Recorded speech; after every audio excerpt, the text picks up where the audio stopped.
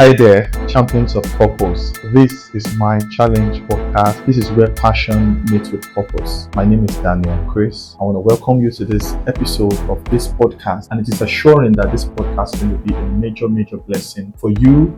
So I'd like you to engage this channel, my challenge podcast channel, by Daniel Chris. So kindly comment, share, and like this channel, and I'm very sure that the Lord Almighty will bless you as you do that in Jesus' name.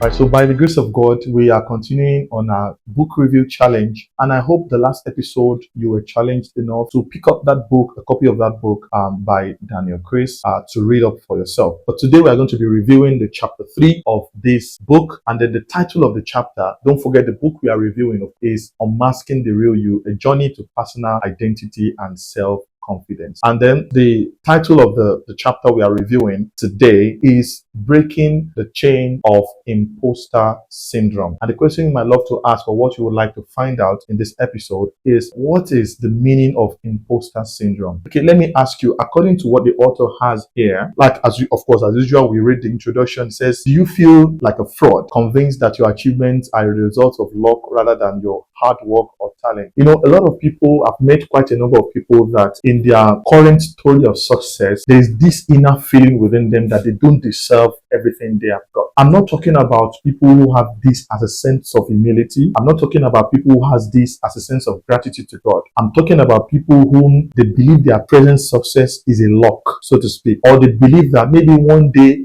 they might be found out. Maybe somebody can just pop in and then just find them out and just discover that, oh, you're not supposed to be here, or you're not meant to be here. Well, I've been there. Maybe with time I'll share my personal story. So this is what it means to be having imposter syndrome. Who is an imposter? An imposter is someone who is impersonating another person, who is trying to be who he or she is not. And then if in your own success you are seeing yourself as achieving the success you don't deserve, you are seeing yourself as achieving the success that is meant for another person, then we can say that you are having an imposter syndrome. So the idea behind this chapter is how to break loose from that chain. If you, as a person, you are not impersonating another person, you are not an imposter yourself. We are talking about a set of people who are genuinely talented, who are genuinely hardworking. Who got to where they are by hard work and of course mixed with the grace of God, but they still feel that maybe I'm not that talented to be where I am currently. Alright, so as you continue, don't forget, click on the subscribe button, engage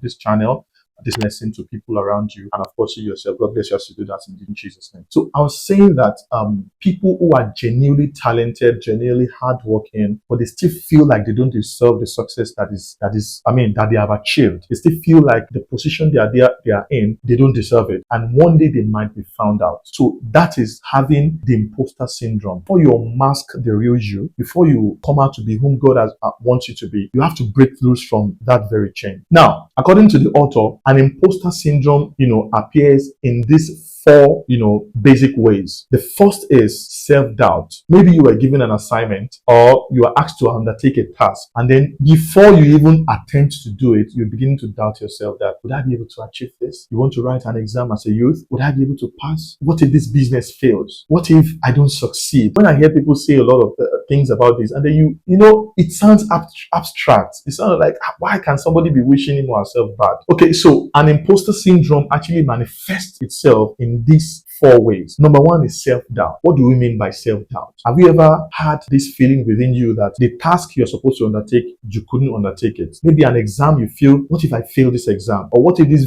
business that I'm about to invest in, what if it fails? What if it doesn't fail? Okay, so that's the first way the imposter syndrome, that's the first way through which it manifests itself. The second one is the sense of perfectionism, the sense that you have to get it correctly the first time, the sense that you have to tick all the boxes at once. The sense that you have to do everything, every time, everywhere. The sense of perfectionism. Let me tell you, you are a human being. So if you are having that sense, it is not, of course, it is not something bad, but it's just an avenue to know that you are a human being and then you can break loose from it. The third one, of course, is attributing success to luck. We mentioned it the other time. So maybe you are where you are today, like I said earlier, by your function of, hard work. You are truly, genuinely talented, but you still feel that the state of success you are right now is a function of luck. That means you are suffering from an imposter syndrome. And then finally, the fear of failure. We've mentioned that earlier. The fear of failure is,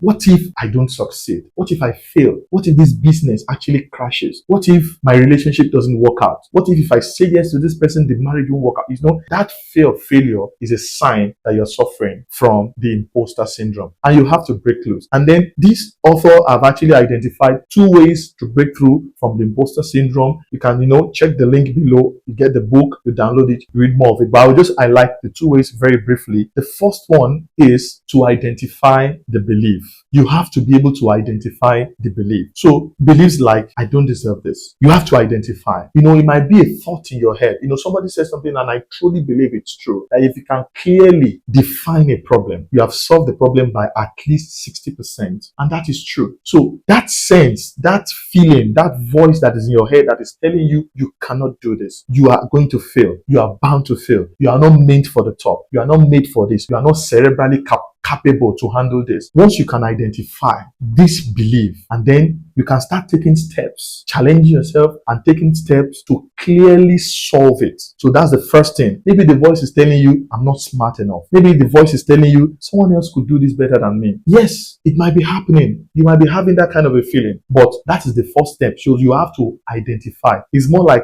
identifying the problem, what the problem is, what the voice in your head is telling you that you cannot do, what that syndrome is imposing upon you, making you feel like you are not worthy of the success that you are attaining. And then the second one is to challenge the belief. Okay, if that voice is saying that I don't deserve it, can you look for evidences that contradicts the belief? Maybe you have a master's degree, or you have actually written professional courses, and then by virtue of that, you were recommended for a promotion, and immediately in your head, you are beginning to someone else is more qualified than me. You have to go back and start challenging the belief. Look at your CV. Look at the qualifications that you have attained. And more importantly, I'm talking to children of God, look at God's promises for your life and use it to challenge the belief. The second one can say, maybe I'm not smart enough. Why would you rather say that, okay, what would I tell a friend in this position? How would I advise a friend that is in this current state of mind? That is how to challenge the belief. So, and then you have to also build a mindset of self-worth. It is different from a mindset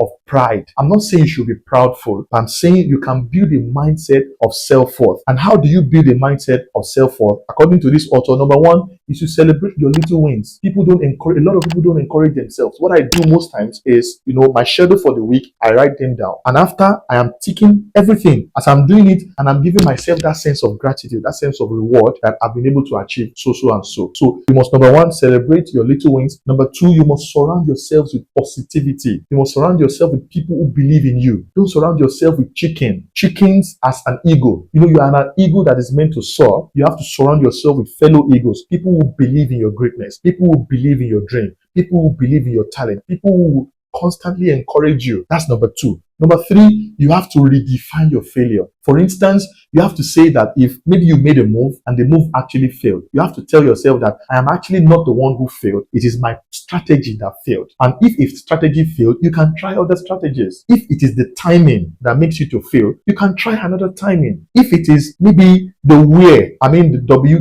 the WHERE that made you fail, you can try another position, another venue.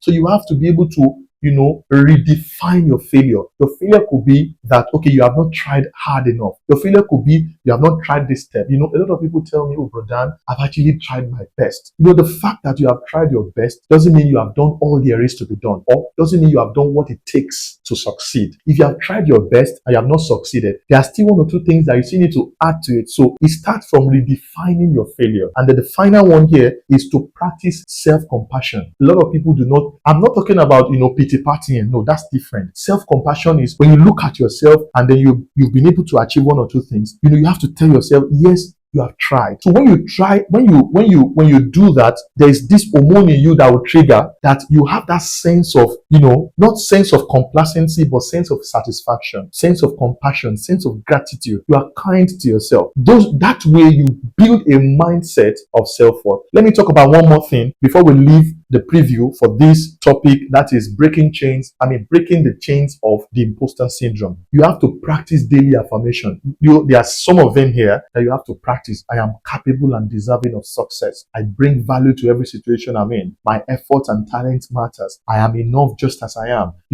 I radiate confidence, self-respect, and inner most. Everything is all encapsulated in this book. So you can just, check the link below and then try and download the book, Unmasking the Real You, a journey to personal confidence and self-gratitude. The second one is you have to refrain from negativity. That's the final one. You have to refrain from negativity. Most times, like the author has it here, it says, instead of saying, I can't handle this challenge, just say that this challenge is an opportunity for me to grow. Instead of saying, I don't belong here, just say that I learned my place here. I earned my place here through hard work and determination. Let me give two more. Instead of saying, oh, I'm not good enough, just say that I am constantly growing. I am constantly learning and I'm improving every day. Let me give you one more. Instead of saying, what if I fail? And so what? Every failure is a step closer to success. Every failure is like a detour to success. And so you have to learn how to reframe your negative thoughts, to bring you into that sense of, that mindset of self-worth that you need to break loose from the chain of the imposter syndrome. I hope God is blessing you in this episode of My Challenge podcast. And please, if this podcast is blessing you, don't forget to click on the like button, share this podcast with someone else, and I'm very, very sure it will be a blessing to you as well. God bless you. Thank you very much.